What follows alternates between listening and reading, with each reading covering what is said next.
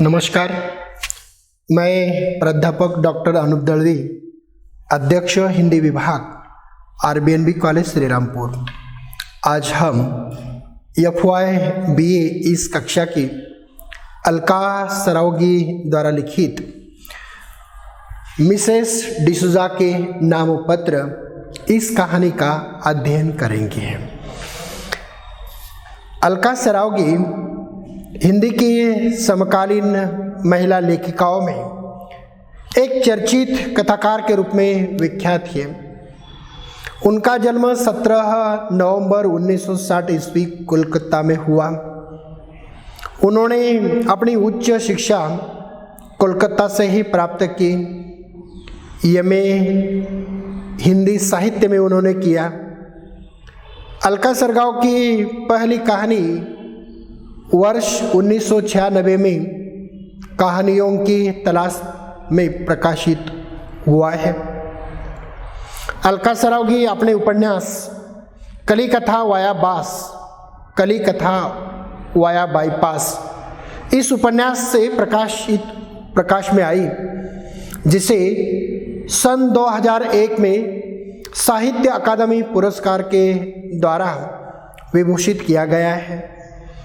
इनका कई भाषाओं में अनुवाद हुआ है। इस उपन्यास के बाद अब तक उनके 5 उपन्यास आए और वह उपन्यास भी हिंदी संसार में, हिंदी जगत में, हिंदी साहित्य में बहुत चर्चित रहे हैं। वह साहित्य अकादमी पुरस्कार 2000 से भी सम्मानित हो चुकी है। अलका सरावगी की प्रमुख रचनाओं में कली कथा वाया बाईपास, शेष कादम्बरी, कोई बात नहीं, एक ब्रेक के बाद, जानकी दास, तेजपाल में एक सच्ची झूठी गाथा, उनकी कविता संग्रहों में कविता की तलाश में दूसरी कहानी विख्यात है। अलका सरावगी द्वारा लिखित मिसेस डिसूजा के नाम पत्र, यह कहानी पत्र शैली में लिखी हुई एक अनोखी कहानी है। इस कहानी में स्कूल में बच्चों को देखने, परखने, समझने की जो दृष्टि है या उसके संदर्भ में जो पूर्वाग्रह है, उसका पर्दाफाश करने का प्रयास किया है। परावर्तित या परिवर्तित जो अध्यापन पद्धति है, उस पर यह कहानी दृष्टिक्षेप करती है। आधुनिक युग की कहानी विभिन्न प्रकार की जो शिकायतें हैं, उन शिकायतों का पर्दाफाश इस कहानी के माध्यम से करने का प्रयास इस अलका सरावगी जी ने इस कहानी में किया है। प्रस्तुत कहानी में सुष्मिता गुप्ता श्रीमती डिसूजा को पत्र लिखती है। पत्र लिखने का प्रयोजन यह है, लिखे हुए शब्द बोले हुए शब्दों से ज़्यादा सच पाते हैं। कारण आमने सामने बैठकर बातें करने से, चर्चा करने से अनेक प्रकार की मर्यादाएं आ जाती है और उस मर्यादाएं आ जाने के कारण सभी प्रकार की बातें प्रस्तुत करना संभव नहीं होता। इसीलिए स्कूल की जो प्रधान अध्यापिका है, उसे पत्र यहाँ सुष्मिता गुप्ता जी ने लिखा है। वह जो पत्र है, उनका आशय इस कहानी के रूप में उद्धृत करने का प्रयास उन्होंने किया है। उनका आशय इस प्रकार है कि जो प्रधान अध्यापिका के लिए उन्होंने लिखा है, उसके लिए उन्होंने लिखा है, आप स्कूल की एक व्यस्त प्रधान अध्यापिका है और एक कलाकार होने के कारण मुझे बहकने की आदत पड़ जाती है। मेरी वंदिता यह 6 साल की छोटी सी चुलबुली बेटी है। मेरी इस छोटी बेटी के संबंध में आपकी बहुत सी शिकायतें हैं कि वह किसी की बात सुनती नहीं, पूरी कक्षा को डिस्टर्ब करती है, बहुत बातूनी हो गई है, पढ़ाई में वह ध्यान नहीं देती और इस संबंध में आपका ख्याल है कि इसका कारण मैं ही हूँ, क्योंकि मैं संगीतों के कार्यक्रमों में व्यस्त रहती हूँ और इसीलिए सभी का ध्यान आकर्षित करने के लिए वह शैतानियाँ करती है। इस तरह के सभी आरोप आप मुझ पर लगाती है। एक दिन उनकी बहन नीलिमा ने वंदिता की स्कूल की डायरी देखकर कह दिया था, दीदी तुम इस बात का बुरा मत मानना, पर क्या तुम्हें बुरा नहीं लगता कि वंदिता की डायरी में 2 जगह लिखा है कि एक जगह लिखा है कि वह कविता याद कर कर नहीं आई और दूसरी जगह लिखा है कि वह कलर पेंसिल नहीं लाई। अपनों की शिकायतें बहुत बड़ा दुख देती है, कारण बहन ने उनके बारे में कहा और इसीलिए यह बात उन्हें बहुत अधिक खलती है। अतः डिसूजा से वह सवाल करती है कि आप मुझे बार बार इन कटघरे में खड़ा क्यों करती है, आरोपी की कटघरे में खड़ा क्यों करती है। और साथ ही साथ वह उन्हें कह देती है कि मिसेस डिसूजा से सवाल करती हुई कह देती है कि आप यह सभी आरोप तुम मुझ पर क्यों लगाती हो। आप यह बता देती है कि अपने आसपास के लोग उन्हें हमेशा बता देते हैं कि फला औरत, उनका बच्चा खाना न खाने से वह माँ 2 घंटे उस बच्चे के पीछे घूमती रही। फला औरत अपने 5 साल के बेटे को 4 घंटे तक वह पढ़ाती रही। क्या औरों की तरह आप ही सोचती हो?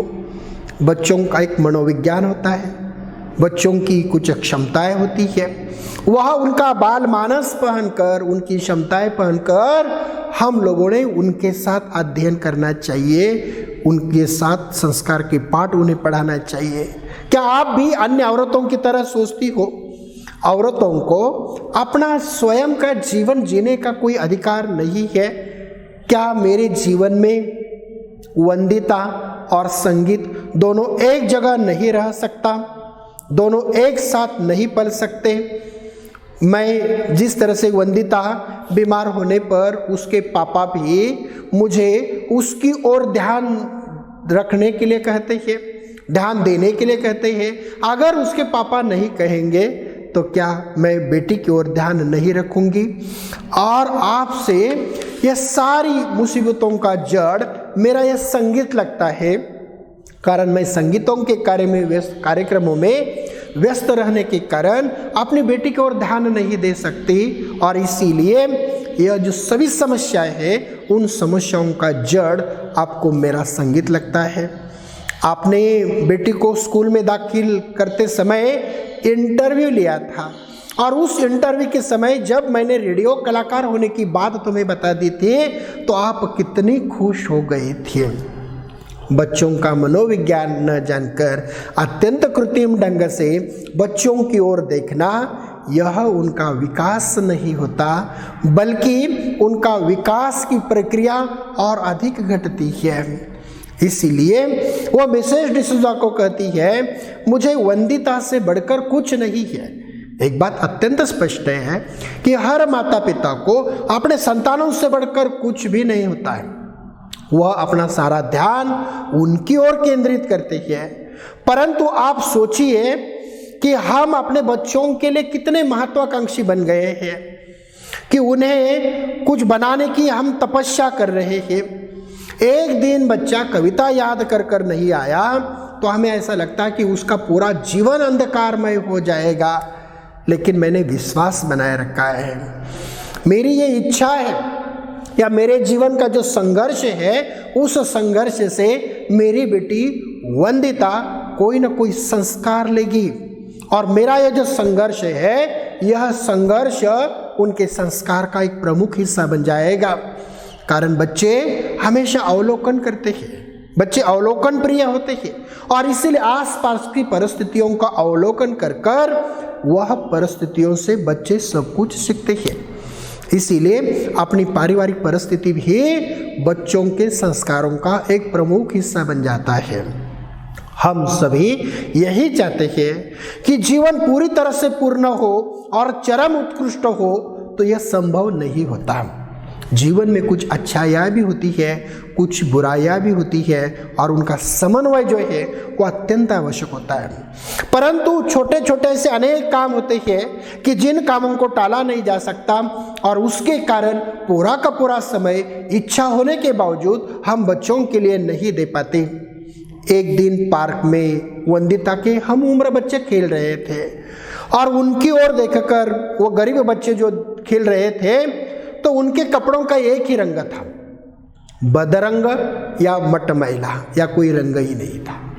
और उसी समय उनके मन में विचार आता है कि यह बेचारे बच्चे, यह गरीब बच्चे बिना पेंसिल के रंगों की पहचान कैसे सीखते हैं? आप ही बताइए मिसेस डिसोजा। मिसेस डिसोजा, आप हंसने खिलखिलाने वाले शैतान बच्चों की एक टीचर है, और इन बच्चों के रहकर आप इतनी गंभीर कैसे रह सकती हो? आपको कई बार याद दिलाना पड़ता है कि मैं आपकी छात्रा नहीं बल्कि छात्रा की माँ हूं। आपको देखकर यह शैतान बच्चे, खेलने वाले बच्चे, खिलखिलाने वाले बच्चे यह न मान ले कि यह जिंदगी एक मनहूस चीज है, कि जहाँ मुस्कुराना भी कठिन कार्य है। बच्चों को उठने, बैठने, खेलने, खाने पीने में अनुशासन के नाम पर हम कितनी पाबंदियां लगा देते हैं, और इतनी पाबंदियां लगाना यह कहाँ तक उचित है? सचमुच यह आवश्यक है क्या? हम उन्हें कैसे दुनिया के लिए तैयार कर रहे हैं? कभी कभी मुझे ऐसा लगता है कि हम भविष्य से बेहतर डरे हुए हैं। हम अपने बच्चों को सब कुछ देकर या सब कुछ सिखाकर हम उन्हें हर तरह से तैयार करना चाहते हैं, ताकि जिंदगी के दौर में ये बच्चे पीछे नहीं रहे। यह हर माता पिता का उद्देश्य होता है, और इसीलिए एक प्रकार की दौड़ दिखाई देती है। परंतु इस दौड़ में जो संस्कार उनके बाल मानस पर संस्कारित करने चाहिए, वो संस्कार नहीं जाते, और इसीलिए लेखिका उनसे सवाल करती है, परंतु मिसेस डिसूजा, हम अपनी सारी ऊर्जा सहज निर्दोष आनंद बच्चों का नष्ट करने में लगे हुए हैं। लेखिका अपने एक सहेली का उदाहरण देती है कि उसका लड़का स्कूल में जाने के बाद बदल गया। पहले उसे कोई मारता था तो वह चुपचाप सह लेता था, कोई प्रतिकार नहीं करता था, कोई विरोध नहीं करता था। उसकी चीज को किसी ने मांगी तो वह तुरंत देता था, और उसके लिए उसकी सहेली उससे बहुत चिंतित होती है कि ऐसा नरम दिल बच्चा, इसकी जिंदगी कैसे चलेगी। परंतु वह कहती है कि स्कूल में जाने के बाद वह बदल गया, कारण स्कूल के टीचर ने उसे सिखाया है, अगर तुम्हें कोई एक थप्पड़ मारता है तो तुम उसे 4 थप्पड़ मारो। ये स्कूल के टीचर ने उसे सिखाया है। इसलिए लेखिका डिसूजा से सवाल उठाती है, क्या आगे की दुनिया इतनी भयानक होगी? मतलब बच्चों को अहिंसा की जगह हिंसा की शिक्षा देना यह काफी खतरनाक हो सकता है, और बच्चों का जो बाल मानस होता है ये संस्कार क्षम होता है। वह बच्चे उसी तरह के संस्कार ग्रहण करते हैं। क्या आगे की दुनिया इतनी खतरनाक तथा भयानक होगी कि जहां हम अहिंसा की जगह हिंसा की शिक्षा बच्चों को दे रहे हैं?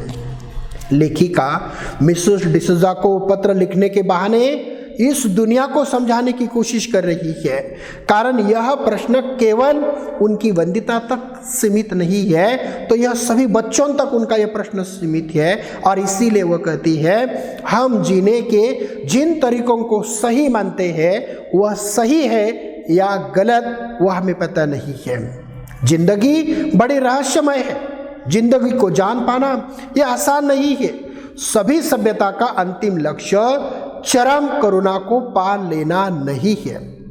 आदमी को दूसरों की पीड़ा अपनी पीड़ा लगनी चाहिए, दूसरों का दुख दर्द अपना दुख दर्द लगना चाहिए। उसमें एक दूसरों के प्रति हमदर्दी होनी चाहिए, एक दूसरों के प्रति प्रेम भाव होना चाहिए। वह वंदिता ने एक दिन कहा था कि राहुल मेरा भाई नहीं कजिन है, और उसी समय लेखिका ने उसे समझाया था यह कजिन वजिन स्कूल में पढ़ाने के लिए होता है, वह तुम्हारा भाई है, उसके साथ जाकर खेलो। और उसी समय उस बेटी को काफ़ी राहत मिलती है और उनके साथ वह खेलने के लिए चली जाती है।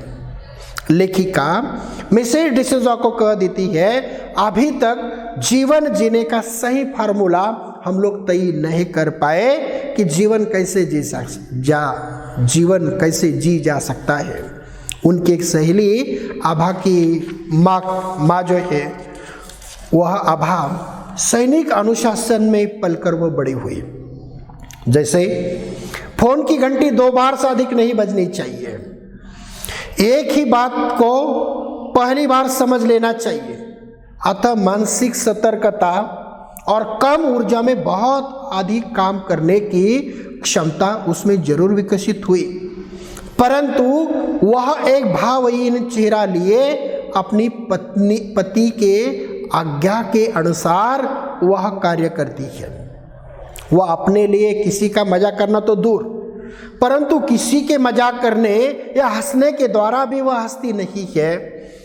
वह उसे देखकर ऐसा लगता है कि अधिक समय की पाबंद होने की जरूरत नहीं है। मैं आपको बताना चाहूंगी कि जीवन में आनंद अत्यंत आवश्यक है, फुर्सत भी अत्यंत आवश्यक है, और मनुष्य के जीवन में निकम्मापन भी होना अत्यंत आवश्यक है। कारण रुक कर हम लोग यह देख सके कि आखिर हम लोग कहाँ जा रहे हैं।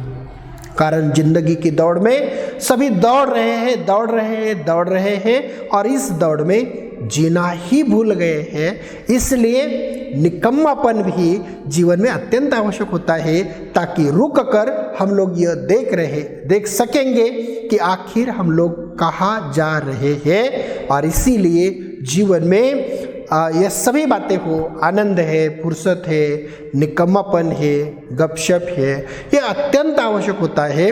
कारण जिनके द्वारा मनुष्य का अंतरंग खुलता है, अंतरंग की बातें सामने आती है, और इसीलिए जीवन में वह अत्यंत आवश्यक है। संक्षेप में कहा जा सकता है, अभिजात्य जीवन शैली के कारण जीवन के मानदंड परिवर्तित हुए हैं। हर एक व्यक्ति के विचार दूसरे व्यक्ति से भिन्न होते हैं, अतः अपने विचार तथा थोते आदर्श दूसरों पर थोप कर उनका जीवन डावाडोल करने का हमें कोई अधिकार नहीं है। बच्चों की रुचियाँ, बच्चों की आदतें उनकी क्षमता के अनुसार उदात्त जीवन मूल्यों से बच्चों को परिचित कराना चाहिए। बच्चे अनुशासन एवं अनुकरण प्रिय होने के कारण उनके नटखटपन की भी हिफाजत करनी चाहिए। उनके नटखटपन की हिफाजत करते हुए उनमें से कोई ना कोई अच्छा गुण होता है। एक बात अत्यंत सत्य है, कौन सा भी मनुष्य हो वह 100% कभी अच्छा नहीं हो सकता या 100% कभी बुरा नहीं हो सकता। वो दोनों गुणों का एक समन्वय होता है। इसीलिए जो बच्चा नटखट है उनमें से कहीं ना कहीं ऐसा अच्छा गुण होता है कि जिसे अपनाकर उस गुणों को विकसित करना चाहिए, कि जिसके कारण उनके नटखट जो या बुरे जो गुण है अपने आप लुप्त हो जाते हैं। ये जो शिकायतें हैं, ये शिकायतें बच्चों को बौना बना देती है। इसलिए उचित समय पर बच्चों की प्रशंसा होनी चाहिए। अतः बच्चों के अच्छे गुणों को विकसित कर एक अच्छा इंसान उन्हें बनाया जा सकता है। हम लोगों ने अलका सराव के द्वारा लिखित मिसेस डिसूजा के नाम पत्र, इस कहानी की कथा वस्तु का अध्ययन हम लोगों ने किया है। तत्वों के अनुसार कथा वस्तु के जो बिंदु है उन बिंदुओं के रूप में कहा जा सकता है, बेटी वंदिता से संबंधित शिकायतों के कारण सुष्मिता गुप्ता का स्कूल की प्रधान अध्यापिका के नाम पर उन्होंने पत्र लिखा है। उस पत्र में आज की शिक्षा व्यवस्था को तथा परिवर्तित शिक्षा व्यवस्था को समाज के सामने रखकर उसका पर्दाफाश करने का प्रयास किया गया है। बच्चों का मनोविज्ञान, बच्चों की क्षमता, अनुशासन की अधिकता और अनुशासनहीनता दोनों खतरनाक होती है। मतलब अनुशासन की अधिकता और अनुशासनहीनता, ये दोनों बातें बच्चों के लिए खतरनाक होती है, और इसीलिए दोनों का जो सहयोग है वह सहयोग अत्यंत आवश्यक होता है। यह हम लोगों ने इस कथा वस्तु के दौरान जानने का प्रयास किया। जहाँ तक पात्र तथा चरित्र चित्रण का प्रश्न है, तो यह कहानी पत्र शैली में लिखी गई है। मिसेस सुष्मिता गुप्ता श्रीमती डिसूजा के नाम पर उन्होंने पत्र लिखा है, इसलिए दोनों प्रधान पात्र के रूप में चित्रित है। छोटी बेटी के रूप में वंदिता या सुष्मिता गुप्ता के पति, उनका चित्रण गौण पात्र के रूप में इस कहानी में हुआ है। कथोपकथन के रूप में जब हम लोग इस कहानी का अवलोकन करते हैं तो एक प्रकार की शिकायत वो स्कूल की प्रधान अध्यापिका के रूप में यह व्यक्त होती हुई दिखाई देती है। जैसे यहाँ की शिकायत है, औरतों को अपने जीने का कोई अधिकार नहीं है। क्या मेरे जीवन में वंदिता और संगीत दोनों एक साथ नहीं रह सकते? वंदिता बीमार होने पर उसके पापा उसकी ओर ध्यान रखने के लिए मुझे कहते हैं, क्या वे नहीं कहेंगे तो मैं ध्यान नहीं दे सकूंगी। अर्थात एक प्रकार की शिकायत जो है इन कथोपकथन के दौरान हमें यह दिखाई देती है। जब हम लोग देश काल वातावरण की दृष्टि से इस कहानी का अवलोकन करते हैं तो बच्चों को देखने और परखने की दृष्टि इस कहानी में हम लोगों को दिखाई देती है। अध्यापकों की विविध प्रकार की शिकायतें भी हम लोगों ने इस कहानी के रूप में देखी है। बच्चों की अपनी क्षमता होती है, उनकी कुछ मर्यादाएं होती है तथा बच्चों का कुछ बाल मानस होता है, उसे हम लोगों ने पहचानना चाहिए। उसी तरह से देश काल वातावरण के रूप में ये तत्व हम लोगों ने देखा है। भाषा शैली के रूप में पात्रानुकूल भाषा, प्रसंगानुकूल भाषा, पत्र शैली की भाषा तथा आत्मकथात्मक शैली इस कहानी में हमें दिखाई देती है। और अंतिम तत्व है उद्देश्य। उद्देश्य के रूप में कहा जा सकता है अभिजात्य जीवन शैली के कारण जीवन के मानदंड परिवर्तित हो रहे हैं, अतः अपने विचार तथा थोते आदर्श दूसरों पर थोपने नहीं चाहिए। यही इस कहानी का प्रधान उद्देश्य है। अतः अलका सरावगी द्वारा लिखित मिसेस डिसूजा के नाम पत्र पर एक नई दृष्टि यह कहानी हमें प्रदान करती है, बच्चों की ओर देखने की तथा अध्यापकों की जो विविध प्रकार की शिकायतें होती है वह शिकायतें किस तरह से निरर्थक होती है कि जिसमें बाल मानस का, बाल संस्कारों का, उनकी क्षमताओं का अध्ययन अत्यंत आवश्यक होता है। धन्यवाद।